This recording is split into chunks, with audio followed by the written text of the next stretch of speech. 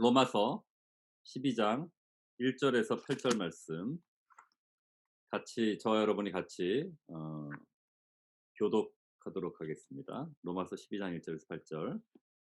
그러므로 형제들아 내가 하나님의 모든 자비하심으로 너희를 권하노니 너희 몸을 하나님이 기뻐하시는 거룩한 산 제물로 드리라. 이는 너희가 드릴 영적 예배니라. 너희는 이 세대를 본받지 말고 오직 마음을 새롭게 함으로 변화를 받아 하나님의 선하시고 기뻐하시고 온전하신 뜻이 무엇인지 분별하도록 하라. 내게 주신 은혜로 말미암아 너희 각 사람에게 말하노니 마땅히 생각할 그 이상의 생각을 품지 말고 오직 하나님께서 각 사람에게 나누어 주신 믿음의 분량대로 지혜롭게 생각하라. 우리가 한 몸에 많은 지체를 가졌으나 모든 지체가 같은 기능을 가진 것이 아니니 이와 같이 우리 많은 사람이 그리스도 안에서 한 몸이 되어 서로 지체가 되었느니라. 우리에게 주신 은혜대로 받은 은사가 각각 다르니 혹 예언이면 믿음의 분수대로, 혹 섬기는 일이면 섬기는 일로, 혹 가르치면 가르치는 자면 가르치는 일로, 혹 위로하는 자면 위로하는 일로, 구제하는 자는 성실함으로, 다스리는 자는 부지런함으로, 공의를 베푸는 자는 즐거움으로 할 것이니라. 아멘. 살아계신 하나님의 말씀입니다. 사랑해 주님 감사합니다. 주님의 말씀 앞에 섭니다. 부족한 종을 세우셨습니다. 감히 주님의 말씀을 선포할 자격도 되지 않고 아버지 하나님 그러한 그릇도 되지 못하는데 하나님 이 시간 주님 불쌍히 여겨주시고 긍휼히 여겨주시고 주님 성령의 두루마를 입혀주셔서 하나님 저를 씻어주시고 정결케 하셔서 주님의 통로 될 수 있기를 원합니다. 하나님 주님께서 하시고자 하는 말씀을 아버지 잘 전달하는 주님의 통로 되게 하여 주시옵소서. 저는 십자가 뒤에 숨겨주시고 오직 주님의 말씀만이 아버지 능력으로 나타나는 귀한 시간 되게 하여 주시옵소서. 감사드리며 예수 그리스도 이름으로 기도합니다. 아멘. 오늘 말씀 제목이요. 하나님이 기뻐하는 거룩한 산제물이라고 했는데요. 오늘 본문 말씀에 있는 그대로 말씀 제목을 정했습니다. 하나님이 기뻐하는 거룩한 산제물. 오늘 이 로마서 강의 24번째 시간인데요. 지난주에 우리가 이스라엘의 회복과 구원이라는 제목으로 말씀을 나눴습니다. 바울은 9장에서 11장에 걸쳐서 동족 이스라엘에 대한 간절한 사랑과 구원을 얘기했죠. 비록 지금 일시적으로 하나님을 거부하는 상황에 있지만 궁극적으로 많은 이스라엘 민족들이 사람들이 주께로 돌아올 것을 선포하고 있죠. 이러한 이스라엘을 향한 구원 계획은 반드시 이루어질 것이다. 그 근거에 대해서 바울은 지난주에 세 가지로 설명을 했죠. 세 가지로 설명했는데 첫 번째는 이스라엘의 회복과 구원은 성경에서 말하고 있다. 성경에서 예언하고 있다. 두 번째는 이 이스라엘의 구원은 변치 않는 하나님의 약속과 선택에 근거한다. 하나님의 어 약속과 선택은 절대 변치 않는다는 거죠. 그리고 세 번째는 하나님의 구원은 차별이 없이 모든 사람에게 주어진다. 그렇기 때문에 이스라엘은 반드시 회복되고 구원받을 것이라고 바울이 지난주에 얘기를 했습니다. 이 9장에서 11장에 걸쳐서 이스라엘과의 언약을 신실하게 지키시는 하나님을 바라보면서 우리가 적용할 수 있고 우리가 받아들일 수 있는 것은 구원받은 우리에게 약속하신 하나님의 축복들 또한 신실하게 하나님께서 행하실 것을 우리가 믿고 신뢰할 수 있다는 거예요. 그 약속을 믿으면서 우리가 어떤 고난 속에서도 담대히 주님과 함께 동행할 수 있기를 소망합니다. 오늘은 드디어 11장에 걸친 1장부터 11장에 걸친 교리에 대한 가르침을 마치고 우리 실제적인 삶 속에서 적용을 하는 것을 보게 되는데요. 그래서 1장부터 11장까지는 여러분 다시 한번 쭉 읽어보시면 주로 서술형으로 설명을 많이 하고 있어요. 서술하는 형태로 많이 설명하고 있는데 이 12장부터 오늘 12장부터는 권면을 하면서 많은 명령문을 사용해요. 그러니까 앞에서 11장까지 배운 어떤 교리에 근거해서 삶 가운데 그 말씀대로 실천하라는 거예요. 앞부분에서는 설명을 했다면 이제는 명령하면서 권면하면서 삶 가운데 실천해라라고 말하고 있는 거죠. 바울이 복음의 진리를 이렇게 오랜 많은 챕터를 통해서 설명을 했는데 이 가르침을 진정으로 받아들이고 깨달았다면 우리 삶이 변할 수밖에 없는 거죠. 변할 수밖에 없는 거예요. 매일매일의 삶에 복음의 능력이 나타나야 되는 거죠. 마치 씨앗에 생명이 있어서 심으면 싹이 트고 자라서 열매를 맺는 것과 같은 거예요. 우리가 구원을 받게 되면 그 복음의 능력이 우리 안에 있게 되는 것이고요. 그 복음의 능력이 우리의 삶 가운데 나타나게 된다는 거죠. 그러니까 우리의 삶이 변화되는 것은 선택이 아니라 필수적으로 일어나는 현상이라는 거예요. 그렇기 때문에 이 교리로부터 실제적인 적용으로의 이행은 동전의 양면 같아요. 그래서 항상 함께 가는 것이지 따로 가는 것이 아니라는 거예요. 서로 다른 것이 아니라는 거예요. 교리는 교리대로 적용은 적용대로 이렇게 분리되어 있는 것이 아니라 같이 함께 간다는 거예요. 1 장에서 11 장까지 공부한 것 같이 하나님이 죄로 인해 죽었던 우리를 예수님의 십자가를 통해서 구원하시는 놀라운 은혜와 자비를 우리에게 보여주셨죠. 이러한 하나님의 그 사랑과 은혜에 당연히 우리는 헌신으로 반응해야 되는 거예요. 너무나도 크신 사랑과 은혜에 우리가 어 주님 앞에 헌신하는 것은 너무나도 자연스러운 반응이라는 거죠. 자연스럽게 될 수밖에 없는 거라는 거예요. 여러분 구체적으로 삶을 살아오시면서 혹시 친구나 주위 사람들, 가족들 통해서 이렇게 굉장히 큰 우리가 은혜라고 생각할 수 있는 도움을 받아 보신 적이 있나요? 그런 도움을 받게 되면 정말 그 도움을 준 사람에 대해서 늘 감사한 마음이 있고 언제든지 보답하고 싶은 마음이 있잖아요, 우리 가운데. 그것처럼 하나님께서 우리에게 구원을 주셨는데 그 놀라운 선물을 주셨는데 그 엄청난 이 땅에서 받을 수 있는 그 누구에게를 통해서 받을 수 없는 그런 놀라운 선물을 받았는데 그런 선물을 받은 사람의 입장에서는 하나님 앞에 헌신하는 것이 너무 자연스럽다는 거죠. 이 11 장을 마치면서 하나님을 찬양하는 그 송영이 있었죠. 그 내용에 보면 만물이 주님께서 주님에게로부터 나오고 주로 말미암고 주에게로 돌아간다 그랬어요. 그러니까 모든 것의 근원이 되신 하나님께 우리가 보일 반응은 전적인 헌신이라는 거죠.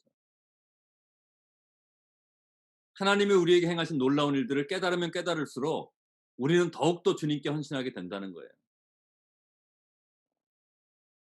찬송가 가사처럼 "나 같은 죄인 살리신 주 은혜 고마워라."는 찬양 있잖아요. 그 찬양의 백그라운드도 여러분 아시겠지만 이 놀라운 나 같은 죄인을 살리신 그 주 은혜가 너무 고마워서 늘 감사하면서 주님께 영광을 돌리는 삶이 될 수 있기를 축원합니다. 그러면 오늘 본문을 한번 살펴보겠는데요. 먼저 1 절을 같이 다시 한번 한 목소리로 읽도록 하겠습니다. 시작. 그러므로 형제들아 내가 하나님의 모든 자비하심으로 너를 고라노니 너희 몸을 하나님이 기뻐하시는 거룩한 산 제물로 드리라. 이는 너희의 드릴 영적 예배니라. 아멘. 이제 바울은 1 장에서 11 장에 걸친 복음의 진술을 설명한 후에 그러므로라고 말하면서 이제 적용장으로 넘어가요. 그러므로 1 장에서 11 장까지 여러 가지 설명을 통해서 복음의 진술을 설명했는데 이 설명을 너희가 다 들었는데 그러므로 이러한 복음의 은혜를 받은 우리는 이렇게 살아야 된다라고 이제 적용장으로 넘어가는 거죠.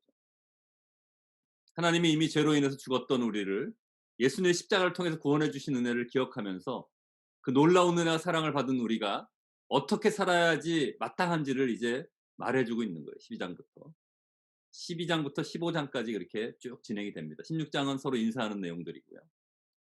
우리가 받은 구원이 얼마나 엄청난 축복인지 얼마나 큰 선물인지 안다면 우리가 우리 몸을 하나님이 기뻐하시는 거룩한 산제물로 드려야 한다는 거예요.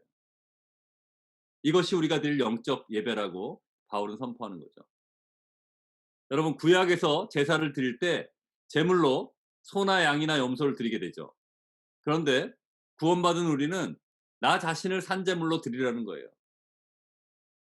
이게 도대체 무슨 얘기일까요? 나를 산제물로 드리라. 어떻게 드리라는 얘기예요? 그것은 우리의 전 존재를 드리라는 거예요. 우리 전 존재를. 나의 영혼, 육 모두를 드린다는 거예요. 그러니까 우리가 갖고 있는 무언가를 이렇게 드리는 게 아니라 우리가 갖고 있는 어떤 물질을 드리고 우리가 갖고 있는 뭐 우리의 재능을 드리고 이런 것이 아니라 우리가 가지고 있는 무언가를 드리는 것을 넘어서서 우리 자신을 드리는 거예요. 우리 자신을. 나의 생각, 나의 꿈, 나의 미래, 나의 의지, 나의 감정, 나의 지식, 나의 몸, 말 그대로 나 자신을 통째로 드린다는 거죠. 갈라디아서 2장 20 절에 보면 우리 구원받은 자들은 더 이상 내가 사는 것이 아니고 내 안에 예수님이 사는 것이라고 고백하죠. 나는 예수님의 피값으로 사신 바 되었고 나는 이제 더 이상 나의 것이 아니라 주님의 것이라는 거예요. 그렇기 때문에 이제는 주를 위해 살아야 된다는 거죠. 우리의 옛사람은 십자가에서 예수님과 함께 죽었고 새 사람이 되었는데 그 새 사람은 온전히 주의 것이라는 거예요. 물론 우리에게 자유의지가 있고 나라는 독립된 존재가 있지만 이제는 전적으로 주 안에서 주님의 인도함을 받고 주님의 뜻에 순종하는 그러한 거듭난 자아로 살아가는 거예요. 더 이상 내 마음대로 내 느낌대로 내가 하고 싶은 대로 살아가는 나가 아니라 주님의 인도하심에 순종하고 주님을 의지하면서 살아가는 그러한 새 사람이 되었다는 거죠. 물론, 물론 그럼에도 불구하고 주님의 뜻을 거역하고 죄를 범할 수 있어요. 아직 죄성이 남아 있고 아직 부족하기 때문에. 아직 충분히 성숙하지 않기 때문에. 그리고 사실 우리가 넘어지기도 해요. 하지만 구원받은 우리는 더 이상 죄의 종로로 타지 않고 적극적으로 죄를 거부하고 주님의 뜻에 순종하는 삶을 살게 된다는 것이죠.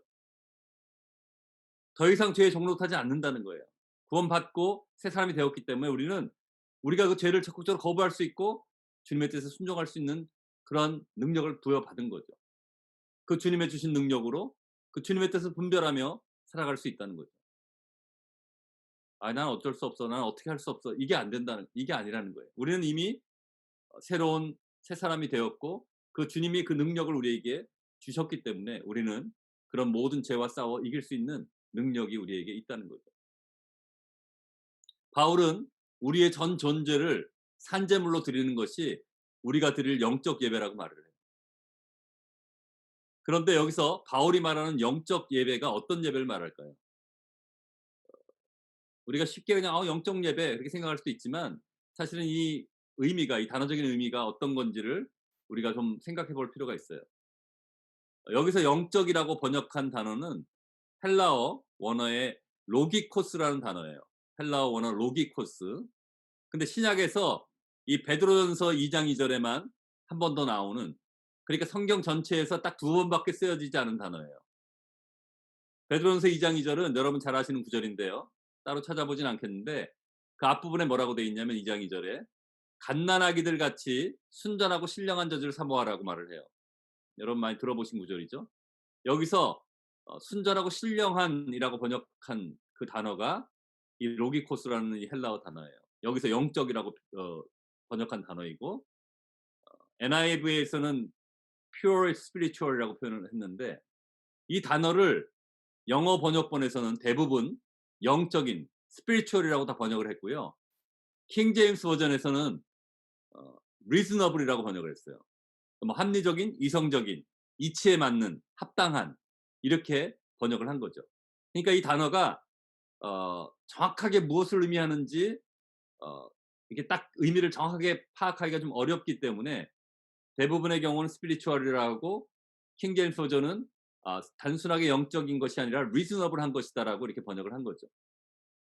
그러니까 형식적이고 외적인 그런 예배가 아니라 영적인 예배고 영으로 드리는 예배고 또 하나님이 받으시기에 합당한 그러한 reasonable한 예배라고 말한다고 볼 수 있는 거예요. 그래서 미국 그 성경협회가 번역한 TEV라는 버전이 있어요. Today's English Version 혹은 Good News Bible 이게 인제 미국 성경협회에서 번역한 성경인데요. 거기 보면 어떻게 이 단어를 번역했냐면 true라고 번역을 했어요. true worship. 그러니까 진정한 참된 예배다라고 번역을 했어요.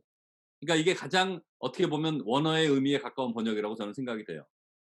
그러니까 영적인 것과 리즈너블한 것과 스피리추얼한 게 같이 들어가 있는데 그렇게 같이 들어가 있는 정말 진정한 예배가 된다. 참된 예배. 주님이 받으시기에 합당한 그런 참된 예배를 드리게 되는 걸 얘기하는 거죠. 그러니까 구원받은 우리가 드려야 하는 예배는 영적이고 합당한 그런 참된 예배여야 한다는 것이죠. 우리가 우리의 산제물로 드리는 것이 그러한 진정한 하나님 앞에 드리는 참된 예배라는 거죠. 제가 이 교회에 부임하고 계속적으로 말씀드리죠. 예배가 회복돼야 되고 예배가 정말 하나님이 기뻐 하시는 예배가 되기를 원한다는 얘기. 우리가 드리는 모든 예배가 다 동일한 예배가 아니고 정말 하나님이 기뻐하시는 예배가 있다는 거죠. 그것은 참된 예배인데 그것은 하나님이 기뻐 받으시는 예배. 그리고 여러분 그 요한복음 제가 처음 부임해서 제가 어 설교할 때 제가 비전을 나누면서 설교할 때 요한복음 4 장의 사마리아 여인 얘기 가지고 설명을 드렸을 때 그때도 참된 예배에 대해서 얘기했죠. 그래서 예배드리는 자는 어 영과 진리로 예배드려야 한다고 말씀하죠. 그죠? 거기에 보면 영과 진리로. 그러니까 하나님 영이시고 성령 안에서 우리도 우리에게는 영을 통해서 영과 영을 통해서 예배를 드리고 진리, 하나님의 말씀, 그 예수님 삼위일체 하나님에 드리는 예배가 참된 예배라고 말씀을 드렸는데 여기서도 지금 우리를 거룩한 산제물로 드리는 것이 마땅한 주님께 기뻐 받으시는 참된 예배다라고 얘기를 하는 거예요. 그러니까 우리 전 존재를 드려야 된다는 거죠. 이제 바울은 이러한 하나님이 기뻐하는 참된 예배를 드리기 위해서 우리에게 필요한 것을 명령해요. 그것이 2 절에 나오는데요. 2 절을 같이 한번 한 목소리로 읽도록 하겠습니다. "너희는 이 세대를 본받지 말고 오직 마음을 새롭게 함으로 변화를 받아 하나님의 선하시고 기뻐하시고 온전하신 뜻이 무엇인지 분별하도록 하라." 아멘. 우리 몸을 하나님이 기뻐하시는 거룩한 산제물로 드리기 위해서는 다시 말해서 우리가 하나님이 기뻐하시는 참된 예배를 드리기 위해서는 우리가 이 세대를 본받으면 안 되고 마음을 새롭게 함으로 변화를 받아야 되고 그래서 하나님의 선하시고 기뻐하시고 온전한 뜻이 무엇인지 분별해야 된다는 거예요. 그냥 세상에 젖어 있는 모습 그대로 세상의 가치관 그대로 세상의 생각 그대로 내 생각 그대로 그냥 드리는 예배 아니라는 거예요. 우리가 정말 정결하게 돼야 되고 거룩하게 되어야 되고 하나님의 뜻을 분별한 그러한 삶을 살아야 된다는 거죠. 그런 삶을 통해서 이렇게 모아진 나의 삶이 예배 가운데 하나님 앞에 드려져야 된다는 거예요. 구원받아 새 사람이 된 우리는 하나님의 뜻을 잘 분별해서 그 뜻에 순종하며 살아야 된다는 거예요. 이것이 진정으로 구원받은 자들의 모습이라는 거죠. 진정한 그리스도인의 모습이라는 거예요. 여기서 이 세대를 본받지 말라는데 이 세대의 의미는 죄의 종이 되어 있는 세상이고 하나님 없이 내가 주인이 되어 살아가는 세대이고 소위 세속적인 생각과 목표로 이 땅을 살아가는 세대를 의미해요. 그러니까 그런 이 세대를 세상적인 이 세대를 본받지 말라는 거죠. 우리는 이 죄악된 세대를 본받으면 안 되고 마음을 새롭게 하고 변화를 받아야 된다는 거예요. 우리가 변화받기 위해서는 먼저 마음을 새롭게 해야 된다는 거죠. 구원받은 우리는 새 사람이 되었어요. 그러므로 이제는 육신의 생각이 아닌 성령의 생각을 해야 되는 거죠. 그런데 문제는 이 마음을 새롭게 하는 과정이 한순간에 일어나지 않는다는 데 어려움이 있어요. 그냥 딱 예수님 믿으면 갑자기 마음이 새롭게 돼서 딱 180도 바뀌면 좋겠는데 그렇게 안 된다는 거죠. 우리가 죽을 때까지 평생을 새롭게 하는 과정에 있는 거예요. 성화와 성숙 이거는 평생의 과제라는 거죠.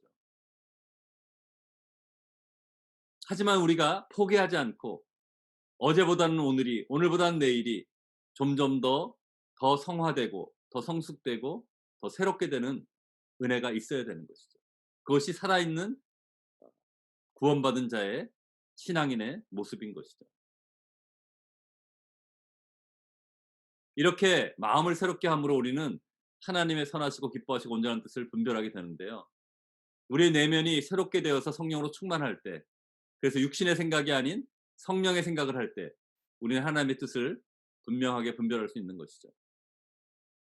저와 여러분 모두 우리의 전 존재를 하나님께 드릴 수 있기 원합니다. 우리의 전 존재를 하나님께 산제물로 드릴 수 있기를 원합니다. 그리고 이 타락한 세상을 본받지 말고 우리의 마음을 새롭게 하고 변화를 받아서 하나님의 뜻을 분별하는, 그래서 순종하는 우리가 되기를 축원합니다. 이제 바울은 구체적으로 하나님이 원하시는 삶을 설명합니다. 앞에서 말한 1-2절은 우리 적용 부분에 있는 12장과 15장 전체에 어떻게 보면 타이틀과 같고 주제와 같은 구절이에요. 그 전체적인 전제를 해 놓고 이제 세부적인 우리가 어떻게 살아야 될지에 대해서 구체적으로 이제 바울은 설명해 주는 거죠. 변화된 우리는 주 안에서 겸손하게 행하고 하나 되는 삶을 살아야 된다고 얘기하고 있는 게 이제부터 우리가 보게 되는 내용이에요. 그런데 그 변화는 단지 개인의 삶의 변화로 끝나는 것이 아니라 변화된 개인들이 모여 있는 믿음의 공동체 안에서 서로의 관계에서 드러나는 변화인 것이죠. 나 혼자만 변화되고 끝나는 것이 아니라 우리 교회라는 공동체 안에 들어와서 서로가 변화된 것들이 드러나고 서로를 세워주고 격려하고 그렇게 하나 되는 거예요. 공동체적인 측면에서의 또 변화가 일어나야 되는 거죠. 계속해서 3 절을 한번 같이 읽도록 하겠습니다. 시작. 내게 주신 은혜로 말미암아 너희 각 사람에게 말하노니 마땅히 생각할 그 이상의 생각을 품지 말고 오직 하나님께서 각 사람에게 나누어 주신 믿음의 분량대로 지혜롭게 생각하라. 아멘. 바울은 마땅히 생각할 그 이상의 생각을 품지 말고 하나님께서 나눠 주신 믿음의 분량대로 지혜롭게 생각하라고 말합니다. 하나님이 우리 믿는 자들에게 믿음을 부어 주셨어요. 하나님께서 우리가 구원받은 것도 믿음도 우리 것이 아니라 그랬죠. 하나님 우리를 먼저 만나 주셨고 우리에게 믿음을 주신 거예요. 우리가 그 주님 주신 믿음을 가지고 우리가 반응한 것이죠. 그런데 하나님이 우리 믿는 자들에게 주신 믿음이 사람마다 각각 믿음이 다를까요? 한번 그 생각해 본 적 있으세요?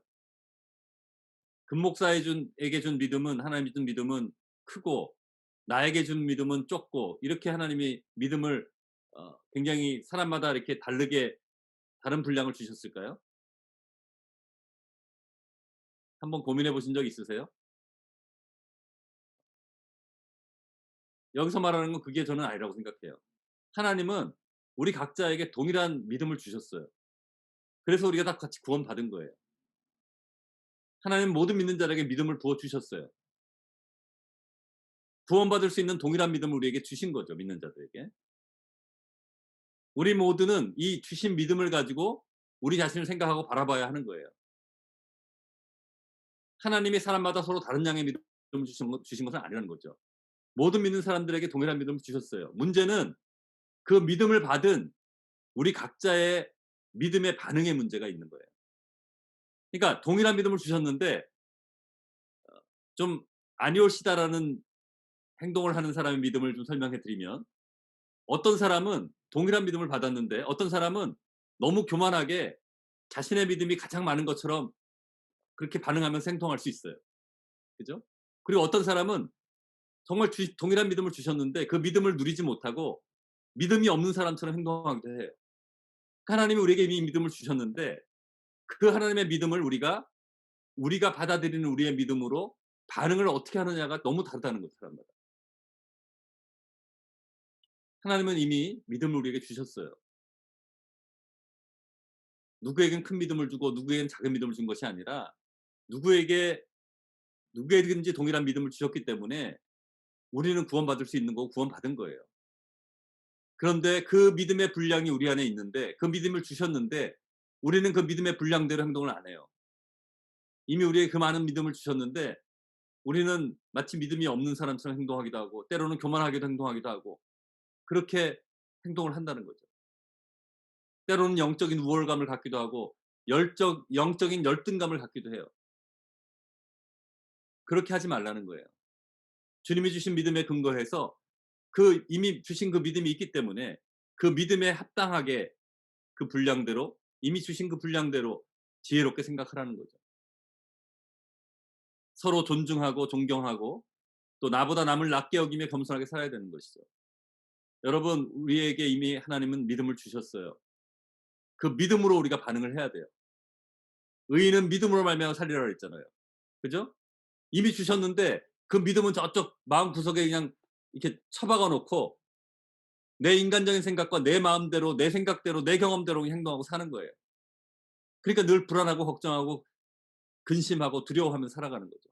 이미 내 안에 주셨는데. 내 안에 예수님이 계시고 성령님이 계시고 주님이 주신 믿음이 있는데 그 믿음의 분량대로 내게 주신 믿음의 그 믿음대로 우리가 믿음으로 행하며 살아가야 된다는 거죠. 저는 이 구절을 그렇게 이해합니다. 되게 많은 사람들이 분량이라 그러면 '아 나는 요만큼의 믿음의 분량이 있고 이렇게 믿음의 분수에 맞게 행동해야지.' 그거 아니라고 생각해요. 하나님이 우리에게 다 같이 동일하게 믿음을 주셨어요. 그 믿음을 우리가 잘 우리가 반응하고 우리가 그 믿음대로 살아가야 되는 거죠. 이제 바울은 교회를 인간의 몸으로 비유하면서 다양성과 하나됨에 대해 설명해요. 마지막으로 4 절에서 8절 말씀을 같이 읽도록 하겠습니다. 시작. 우리가 한 몸에 많은 지체를 가졌으나 모든 지체가 같은 기능을 가진 것이 아니니 이와 같이 우리 많은 사람이 그리스도 안에서 한 몸이 되어 서로 지체가 되었느니라. 우리에게 주신 은혜대로 받은 은사가 각각 다르니 혹 예언이면 믿음의 분수대로 혹 섬기는 일이면 섬기는 일로 혹 가르치는 자면 가르치는 일로 혹 위로하는 자면 위로하는 일로 구제하는 자는 성실함으로 다스리는 자는 부지런함으로 궁유를 베푸는 자는 즐거움으로 할 것이니라. 아멘. 이 몸의 지체에 대한 비유는 바울 서신의 다른 곳에서 등장하죠. 여러분 잘 아시는 고린도전서 12장 그죠? 그리고 에베소서 4장에도 나와요. 바울은 우리 몸이 많은 지체를 가졌지만 각 지체가 서로 다른 기능을 가졌다고 말해요. 그렇죠. 우리가 눈이 가진 기능, 코, 입, 귀, 손, 심장, 발, 우리 몸이 가진 기능이 다 다르잖아요. 그죠? 그러니까 다양성 속에서 하나됨을 말하는 거예요. 우리가 몸이 온전하게 올바르게 건강하게 반응하고 살기 위해서는 각자의 기능을 맡고 있는 각 장기들이 제대로 기능을 해야 되는 거예요. 온몸이 다 눈으로만 됐다면 말이 안 되는 거죠. 다양하게 지체들이 있어서 하나의 완전한 몸을 이루는 거예요.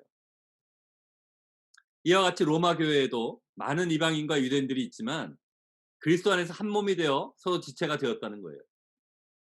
그러니까 유대인과 이방인들이 하나 되어야 함을 강조하는 거죠. 어. 우리 몸에 우리 교회 생명의 길 교회도 다양한 지체들이 있어요. 생각하는 게 다 똑같지 않아요. 다 달라요. 어떤 문제를 갖고 우리가 상의할 때 다 각자 다른 관점이 있고 다른 생각이 있고 어 자기에게 더 편하고 자기 입장에서 봤을 때는 더 합리적인 것들이 있어요. 그런 다양함이 있다는 거죠. 그런 우리가 다양함을 우리가 인정해 줘야 된다는 거예요. "왜 이렇게 생각하지 않아? 왜 이렇게 그렇게 생각하는 이상하게 생각하는 거야. 이렇게 생각해야 돼." 이렇게 우리가 획일화시키는 것이 아니라 각자의 생각을 다 존중하고 그 가운데서 주님의 뜻을 찾아 나가야 되는 것이죠. 그러므로 우리는 서로의 다름과 다양함을 인정할 수 있어야 돼요. 서로의 다른 의견을 존중하고 잘 들어야 하는 것이죠. 우리의 하나됨은 절대 획일화됨이 아니에요. 모두 똑같은 의견을 가져야 되고 모두 똑같은 옷을 입어야 되고 모두 똑같은 음식을 먹어야 되는 게 아니라는 거죠. 각 개인의 개성과 다양함을 인정해 주면서 온전한 한 몸을 이루는 거예요. 우리 생명의 길 교회가 서로의 다름을 인정하고 존중하면서 서로를 높이고 사랑하며 하나 되기를 소원합니다. 바울은 이제 이 다양한 은사들을 설명하고 우리가 우리의 은사가 서로 다름을 얘기해 주면서 그런 다양한 은사들을 잘 활용하기를 권면하고 있죠. 여기에 등장하는 은사는 7가지가 나와요. 예언, 섬김, 가르침, 위로, 구제, 다스림, 긍휼.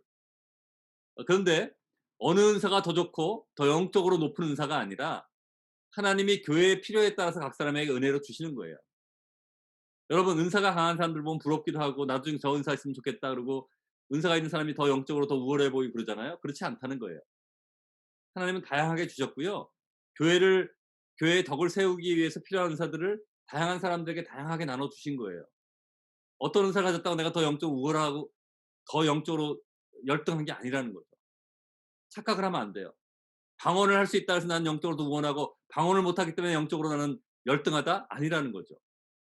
하나님이 주신 은사는 정말 공평하게 동등하게 이렇게 하나님께서 나눠 주신 거예요, 필요에 따라서. 교회의 덕을 세우기 위해서. 개인의 영적인 자랑을 하기 위해서 자기의 유익을 위해서 주신 게 아니라는 거죠. 내가 그런 은사가 있어서 막 내가 치유의 은사가 있어서 뭐 치유의 은사를 하면서 많은 사람들을 나의 제자화시키고 나를 추종하는 사람을 만들고 그렇게 나의 유익을 만들기 위해서 주신 게 아니라는 거예요.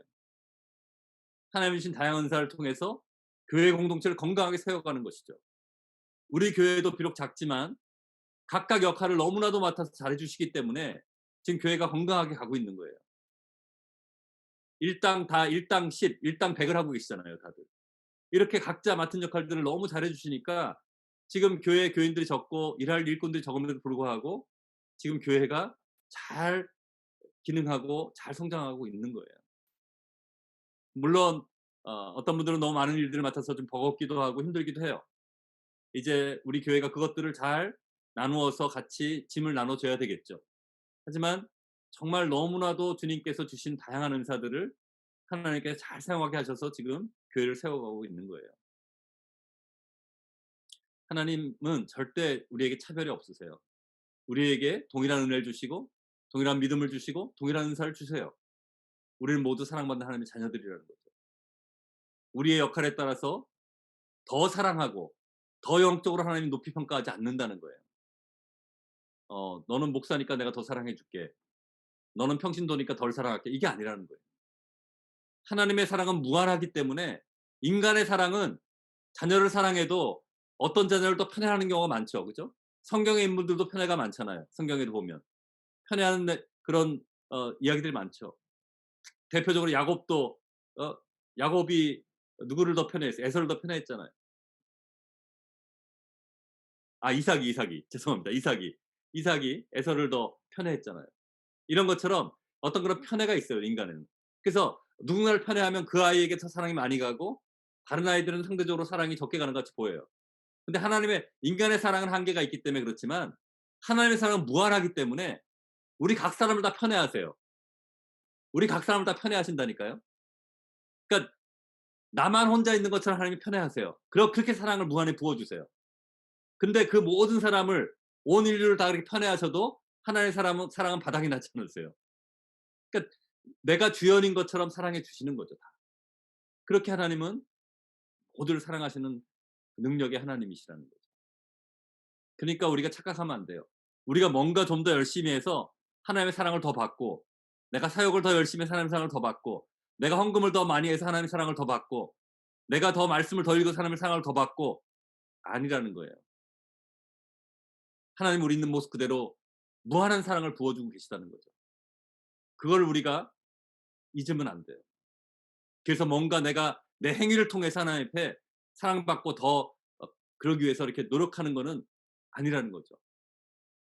우리가 너무 큰 사랑을 계속 받고 있기 때문에 그 충만한 사랑을 흘려보내는 것이 사역으로 나타나고 섬김으로 나타나고 말씀을 읽는 것으로 나타나고 기도하는 것으로 나타나고 그렇게 나타나는 거예요.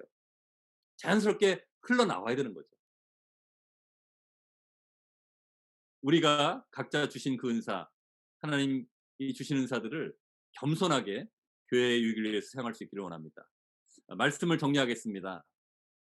이미 죄로 죽었던 우리가 전적인 하나님의 은혜로 구원을 받았는데 그 놀라운 축복을 받은 우리는 우리의 전 존재를 하나님이 기뻐하시는 거룩한 산제물로 드려야 돼요. 이것이 주님이 기뻐 받으시는 참된 예배라는 거죠.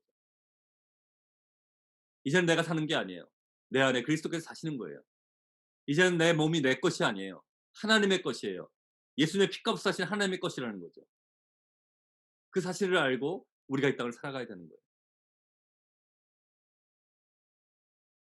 우리가 이 하나님의 거룩한 산제물이 되기 위해서는 이 악한 세대를 본받지 말고 마음을 새롭게 함으로 변화를 받아 하나님의 온전하신 뜻을 분별하며 살아야 된다는 거죠. 내가 원하는 대로 내가 하고 싶은 대로 살면 안 된다는 거예요. 내 삶이 나의 것이 아니고 내 생명이 나의 것이 아니라는 거죠. 주님의 것이라는 거예요. 우리는 늘 겸손히 하나님이 주신 믿음의 분량대로 살아가야 됩니다. 다시 말하지만 그 믿음의 분량은 하나님이 우리 모두에게 주신 거예요. 누구는 더 많이 갖고 적게 가진 게 아니에요. 하나님이 이미 주셨어요.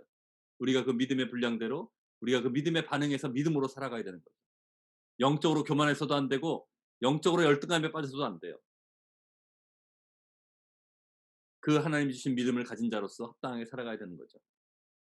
또한 우리 교회 공동체 안에서 다양함을 인정하고 주 안에서 온전히 하나 되어야 된다는 거예요.